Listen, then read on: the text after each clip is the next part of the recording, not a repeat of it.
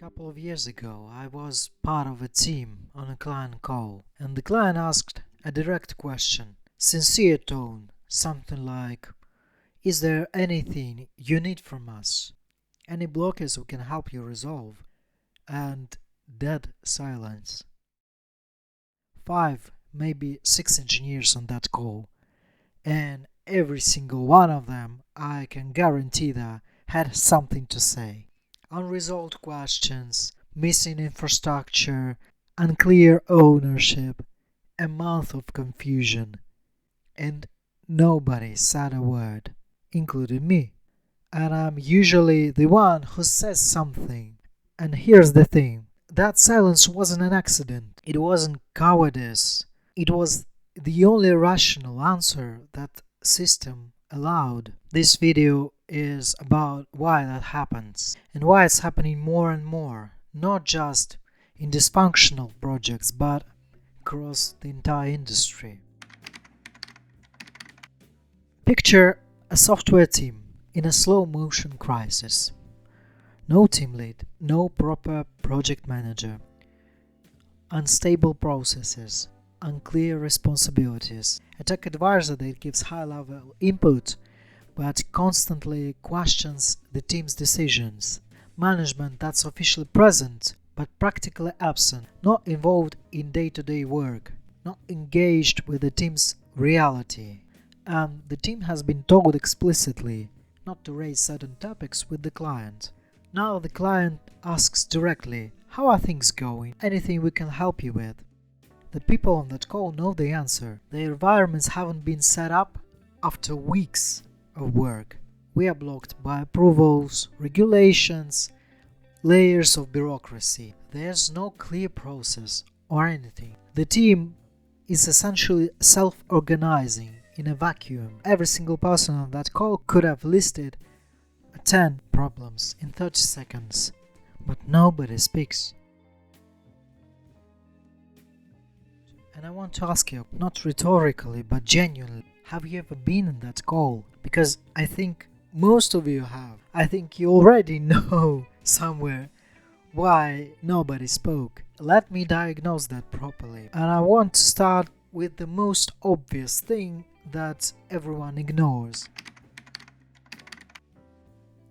When a team has no lead, no PM, no one with structural authority to represent the whole team, the whole group, who exactly is supposed to speak? Everyone is equally unqualified to speak for the whole team, so no one does.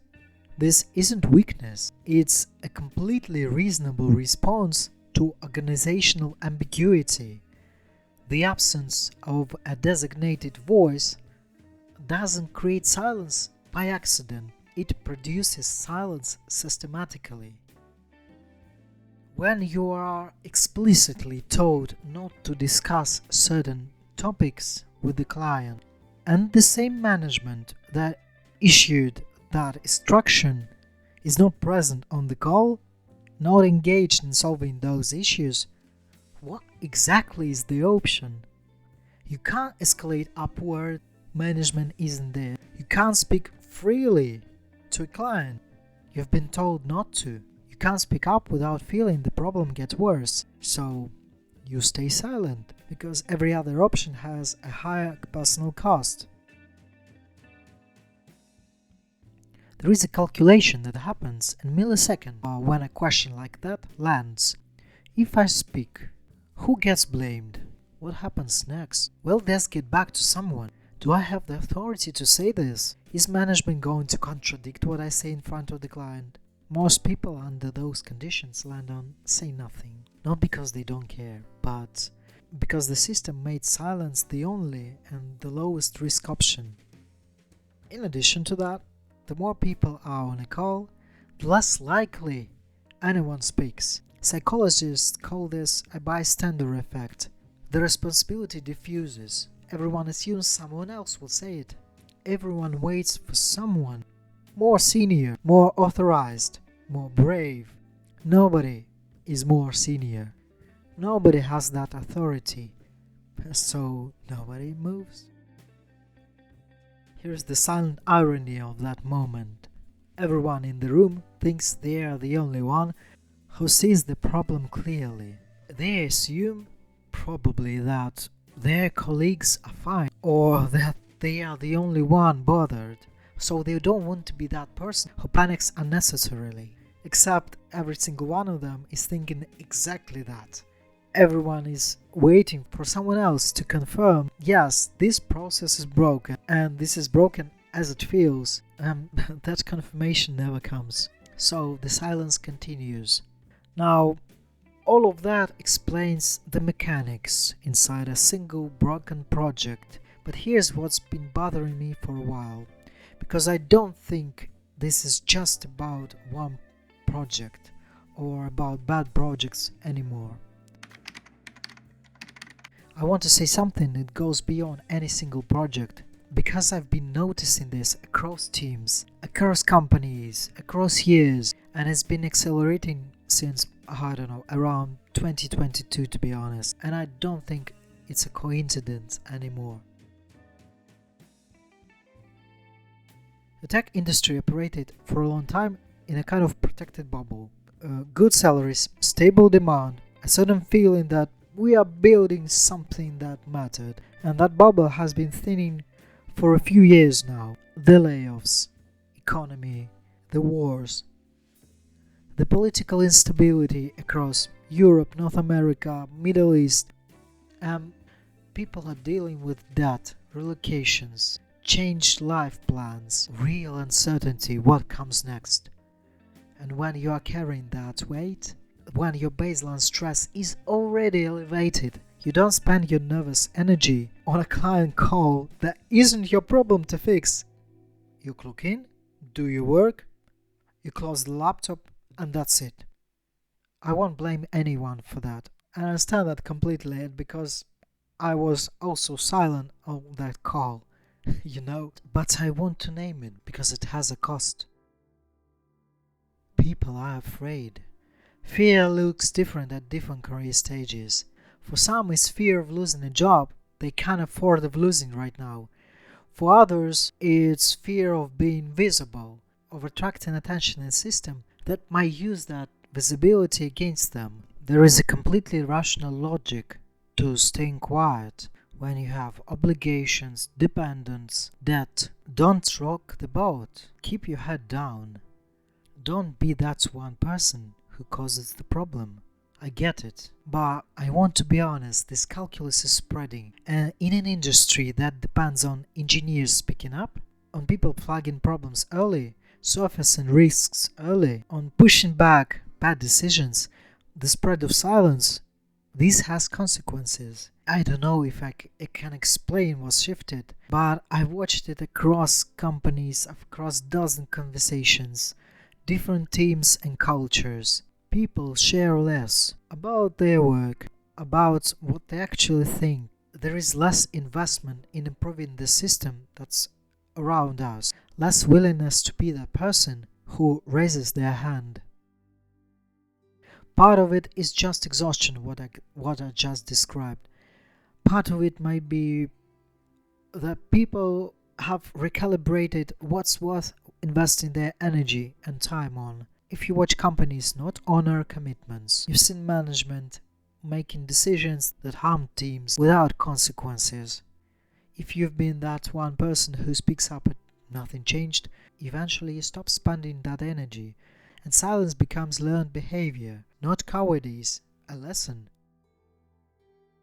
The thing that makes this particularly sharp in our industry is that software was never supposed to work this way. Tech ran for a long time on a kind of idealism, on engineers who were genuinely invested in what they were building, on teams where psychological safety was never a buzzword. It was a way good teams just operated. That idealism has been eroding, and I feel it, even in myself. That silence on that call years ago, that wasn't random. I understood in that moment exactly why it wasn't worth speaking, and that realization stayed with me. Usually I'm someone who actually still speaks up, who still feels the pull to name what's wrong, to push for something better. But even I feel the weight of it more than I used to.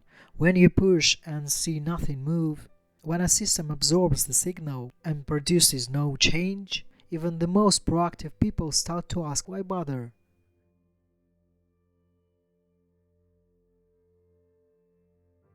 So that's where we are. People are tired, people are afraid, and silence has become a habit. Now let's talk about what that actually costs, because nobody runs numbers on this.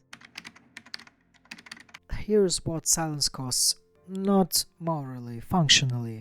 The client leaves that call thinking that we are fine, so no help comes, no pressure to fix the real problems, no legitimate conversation about the state of the project. Meanwhile, the foundation keeps getting shakier. The missing environment don't get resolved, the unclear processes don't get clarified, the team continues working in a vacuum, becoming slightly less engaged each week. Nobody runs a report on this. The metrics look stable, the stand-ups continue, the Jira board moves. Then at some point, the project visibly fails or barely survives, and everyone is surprised. They shouldn't be. The signal was there on that call, in that silence. The cost of silence is that it makes invisible problems permanent.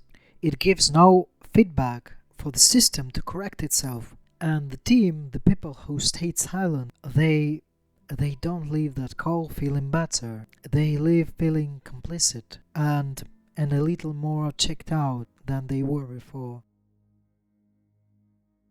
So what would it actually take to break this pattern? Not personally, structurally. Let's go there.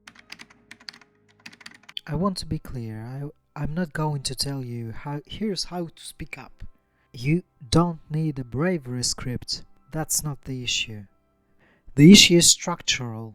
And structural problems require structural solutions. For that call to have gone differently, several things would have needed to be true before that call happened. First, someone with actual authority would need to represent the team's voice, not a teammate with no formal role. Someone structurally authorized to speak up for the group. Second, management would need to be present and engaged, not issuing restrictions from a distance, actually in the room, with the team, with visibility into what was happening. 3. There would need to be a legitimate channel for the team to escalate their questions before reaching the client. Something like an internal process. Here's how we raise blockers, here's who handled them, here's what happens next. Without those structures and processes, silence isn't a failure of individuals in the room. It's the output of a system with no feedback mechanism. You can run training on psychological safety. You can tell engineers to speak up.